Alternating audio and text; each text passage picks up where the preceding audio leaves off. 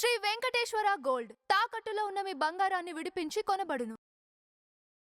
Doctor Brahmanandam గారు మాట్లాడిన తర్వాత నాలాంటి వాళ్ళు మాట్లాడటం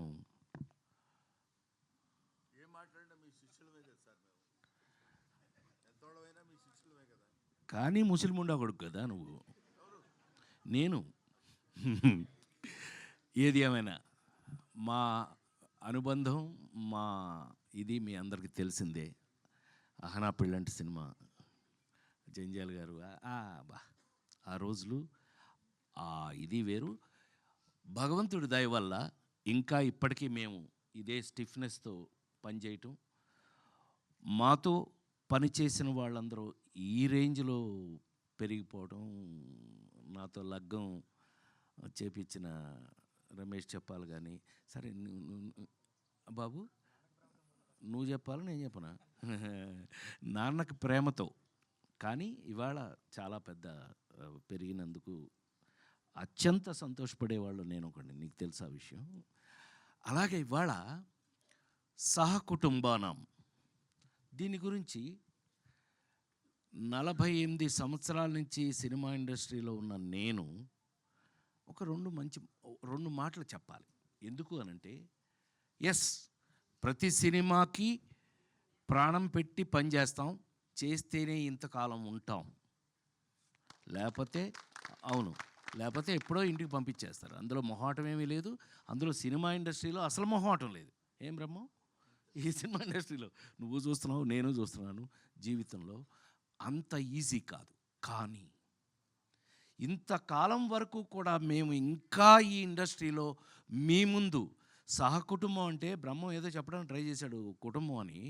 యాక్చువల్గా మీరందరూ ఎవరు, జర్నలిస్ట్ కుటుంబం నన్ను ఇన్ని సంవత్సరాల నుంచి సొంత బిడ్డలాగా కాసుకుంటూ వస్తున్నారు మీరందరూ. అందుకే నేను ఇప్పటికి ఇలాగే ఉన్నాను. చప్పట్లు కొట్టచ్చు. కొంచెం అందరూ షాక్ అయ్యారులే, అది విషయం. సో ఎందుకు అనంటే, ఏ నటుడైనా సరే, నేను నమ్మేది చెప్తున్నా, ఏ యాక్టర్ అయినా సరే లాంగ్ ఇన్నింగ్స్ 100 సెంచరీలు 200 సెంచరీలు కొట్టాలి అనంటే లాంగ్ ఇన్నింగ్స్ ఉండాలి అనంటే కనుక అది కేవలం నటులు కాదు, వాళ్ళు వేసే పాత్రలు, ఆ క్యారెక్టర్స్ గుర్తుంటేనే వాళ్ళు ఉంటారు, ఇక్కడ ఉంటారు. నాకు తెలిసి మరి ఇప్పుడే బ్రహ్మం గురించి మాట్లాడుతూ అహనా పెళ్ళంట దగ్గర నుంచి ఇవాళ మొన్నే మీరు చూసిన మాస్ జాతర వరకు కూడా పనిచేస్తూనే ఉన్నాను. నాకంటూ ఒక పాత్రలు రాస్తూ ఉన్నారు. నేను ఎక్కడ ఏంటి చాలా ఆశ్చర్యపోతారు మీరు కొన్ని విషయాలు చెప్తే మీరు ఆశ్చర్యపోతారు. నాకే ఆశ్చర్యంగా ఉంటుంది ఒక్కోసారి. నిజమేనా, మనం ఇది చేసామా? లేడీస్ టైలర్ల దగ్గర నుంచి కొన్ని సినిమాలు చేశాక, నేను కృష్ణా జిల్లా వాడిని, మీకు తెలుసు కదా. ఇంటికి వెళ్తే అమ్మ చిన్నప్పుడే చనిపోయింది కదా, మా అక్కాయిలు పెంచారు నన్ను. రేయ్ రాజా భోజనానికి రెడీ దా అంటే అన్నాను. ఏంట్రా సచ్చినాడా అది మా అక్కాయి. ఏంట్రా అంటే అది గోదావరిలు. వంశీ నాకు నేర్పి ఆయిల్ అంటే ఆ ప్రాంతం వాడిని అయిపోయాను. మొన్నే మా రమేష్ చెప్పాల పుణ్యమా అని చెప్పి లగ్గం అనే ఒక సినిమా చేశాను, దాంతో తెలంగాణ వాడిని అయిపోయాను. మీకు విషయం తెలుసో లేదో, ఇవాళ నేను ఎంత తెలంగాణ వాడిని అయ్యాను అని అంటే కనుక, కాంతారావు గారి పేరు మీద అవార్డు పెడితే ఆ అవార్డుకి నన్ను సెలెక్ట్ చేశారు. అంటే thank you very much, thank you. దానికోసం చెప్తున్నాను. కమింగ్ టు సహకుటుంబాన, ఇంతకాలంగా పనిచేస్తున్న నేను సినిమా ఇండస్ట్రీలో ఎప్పుడు కొత్త కథ కొత్త పాత్ర వచ్చినా అది షాకింగ్గానే ఉంటుంది నాకు. ఏం బ్రహ్మ, ఇప్పుడు నాకు అహనా పడేటప్పుడు నీకు అరగుండు కొట్టించింది నేను, నాకు గుర్తుండి. అంటే జంజాల్ గారు నాకు అప్పచెప్పి నేను ఐ ఫీల్ ఆల్వేస్ ప్రౌడ్ అండి. తెలుగులో నాతో పనిచేసిన కమెడియన్స్ అందరూ కూడా they are all well educated అండి. ఈజ్ ఎ లెక్చరర్, మామూలుగా కాదండి. అహనా పెళ్ళంటే యాక్ట్ చేయడానికి వచ్చినప్పుడు ఈజ్ ఎ లెక్చరర్ అండి, మామూలుగా కాదండి. కాలేజీలో ఈజ్ ఎ లెవెల్. అదే చెప్తూ ఉంటే ఈ పాత్ర అది కాదులే అని చెప్పి బట్టలు దించి కాకి లాగు వేయించాం, అది వేరే విషయం. కానీ ఆ పాత్ర అప్పటికి ఇప్పటికీ ఎప్పటికీ గుర్తుంటుంది. సో పాత్రలు, కథలు అలా తీసుకుంటే గనక సహకుటుంబానాం కథ 48 సంవత్సరాల్లో నేను ఇంతవరకు ఎప్పుడు వినలేదు, చేయలేదు. అంత మాత్రం నువ్వు వెంటనే కాలర్ ఎగరే అదేం అక్కర్లా. ఒక అద్భుతమైన కథ సింగిల్ లైన్లో చెప్పేస్తా. బోరు కొడుతున్నాను బ్రహ్మ, ఇంకొక 2 నిమిషాలు అంతే. సహకుటుంబానాం కథ. ఈ కథలో హీరో అనాథ. అనాథ ఏంటి, సహకుటుంబం ఏంటండి, ఏంటి అనుకుంటున్నారు కదా, అదే కథ. నేను ఫస్ట్ వినగానే నేను షేక్ హ్యాండ్ ఇచ్చి నేను చేయడం సంగతి దేవుడే ఎరుగురా బాబు, మంచి కథ, ఇంతకాలానికి ఒక మంచి కథ విన్నాను అని మనస్ఫూర్తిగా చెప్పాను ఇంట్లో. మనస్ఫూర్తిగా ఏం శర్మ, అవునా అవునా ఇంట్లో గుర్తుందిగా నీకు. వాడు మా శిష్యుడు, వీళ్ళిద్దరూ ఆ కథ చెప్పినప్పుడు ఒక అనాథకి సహకుటుంబం అయిపోయింది. మీరు చూడండి, నేను గుండె మీద చేసి చెప్తున్నాను నేను ఇవాళ మీరు మీ ముందు. ఈ సినిమాని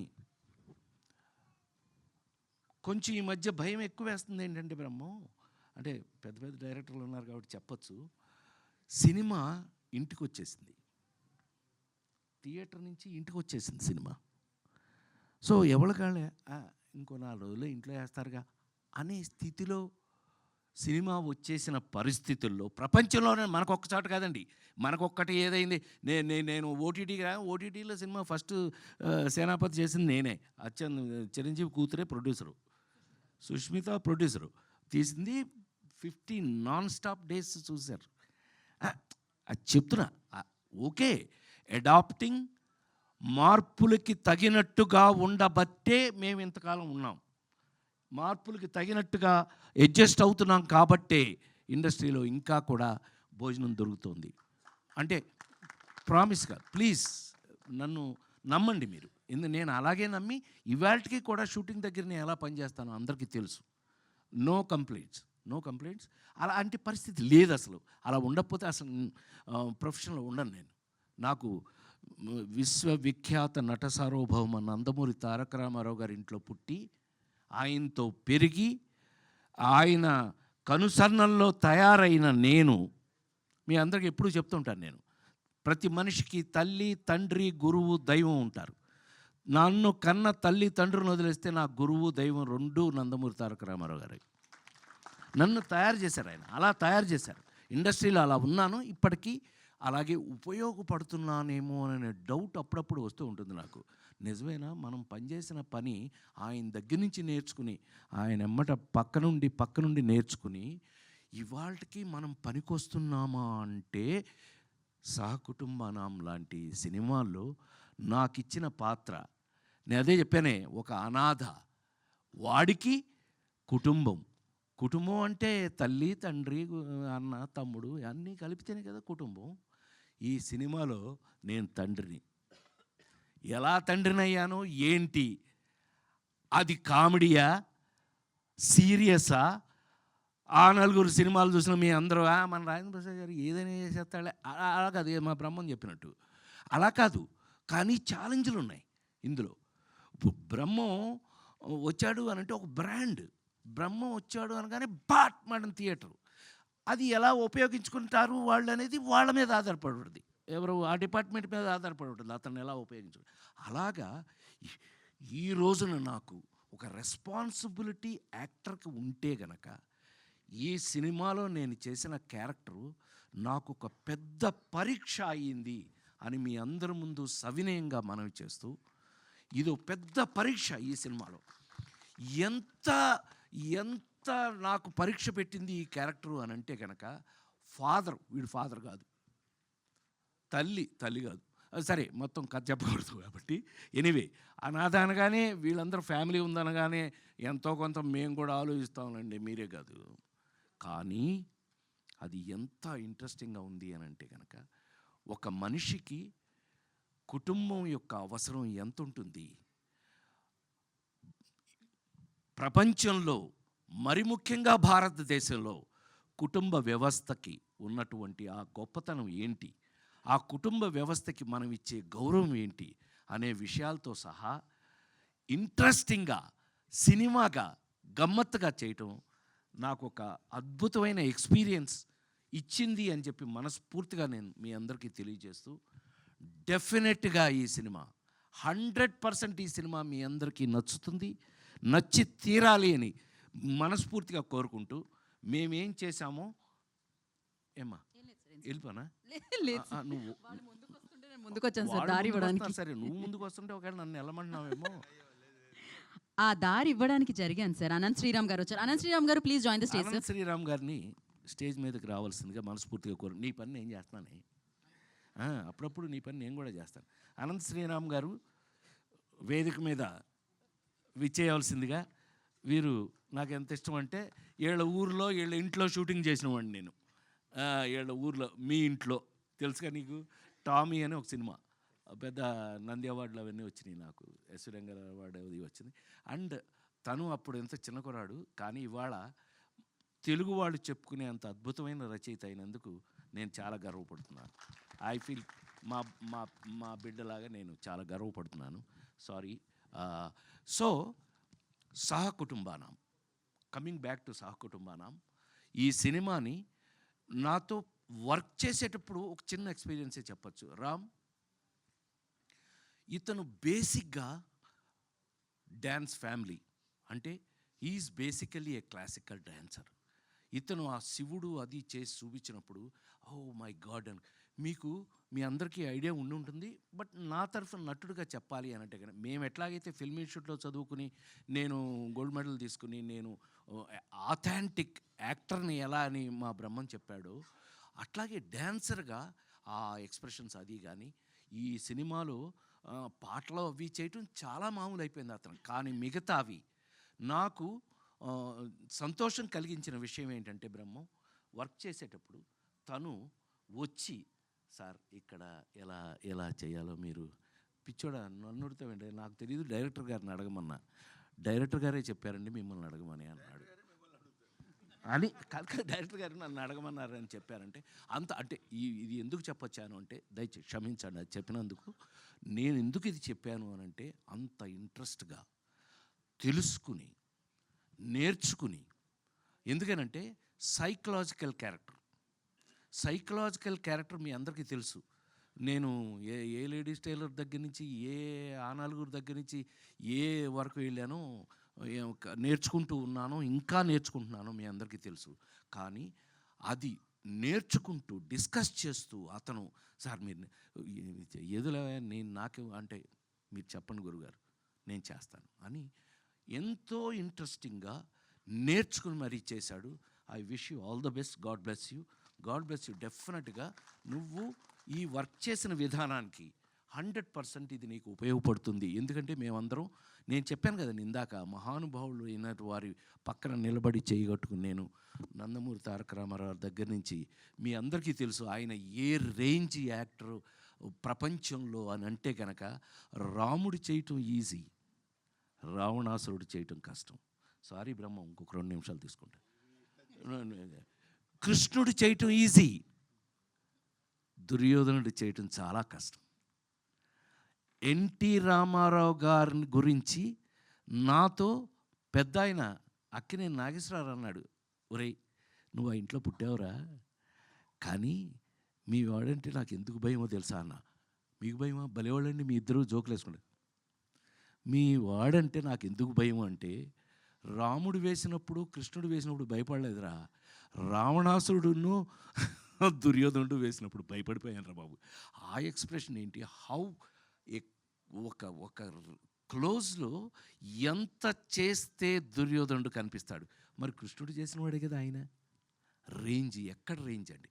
ఇవన్నీ ఆయన ఎంత దాని మీద వర్క్ చేస్తే, ఎంత కష్టపడితే అంత గొప్ప నటుడు అయ్యాడు అని అంటే కనుక, ఇదిగో ఇలా కష్టపడి నేర్చుకుని కొద్దిగా వస్తే ఇవాళ మీ ముందు నిలబడే అర్హత అవకాశం నాకు కలిగింది అని మరొకసారి తెలియజేస్తూ, గాడ్ బ్లెస్ యూ. కుర్రాడు చాలా కష్టపడి చేశాడు, రేపు మీకు సినిమాలో కనిపిస్తుంది. సో ఈ సినిమాలో ప్రతి ఒక్కళ్ళు కూడా బ్రహ్మం దగ్గర నుంచి అందరూ కూడా, ఈ సినిమాలో ఉన్న వాళ్ళందరూ కూడా వాళ్ళ రేంజ్లో, మరి ముఖ్యంగా కుటుంబం, మా కుటుంబం, పెళ్ళాం, వాడు తమ్ముడు, చెల్లెలు, మొత్తం భలే.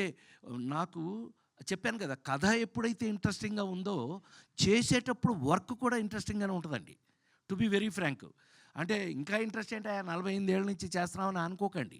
48 ఏళ్ళు కాదు, ఇంకెంత భగవంతుడు నాకు ఎంతవరకు అవకాశం ఇస్తే అంతవరకు చేస్తే, ఈ ఇంట్రెస్టింగ్గా ఉన్నటువంటి కథలు, పాత్రలు, నేను చెప్పాను కదా మీకు, ఎంత కాలమైనా ఎవరైనా గుర్తుండాలి అనంటే వాళ్ళు వేసిన పాత్రలే, వాళ్ళు కాదు. తీసి పారండి, వాళ్ళు గుర్తుంటారంటే అది బుల్షీట్, అదంతా నిజం కాదు. వాళ్ళు నిజం కాదు, వాళ్ళు వేసిన పాత్రలే మన జీవితంలో గుర్తుంటాయి అనటానికి మరొకసారి మీ అందరి ముందు ఎక్కువ సమయం తీసుకున్నందుకు క్షమించాలని కోరుకుంటూ, సహకుటుంబానాం సినిమా వస్తుంది.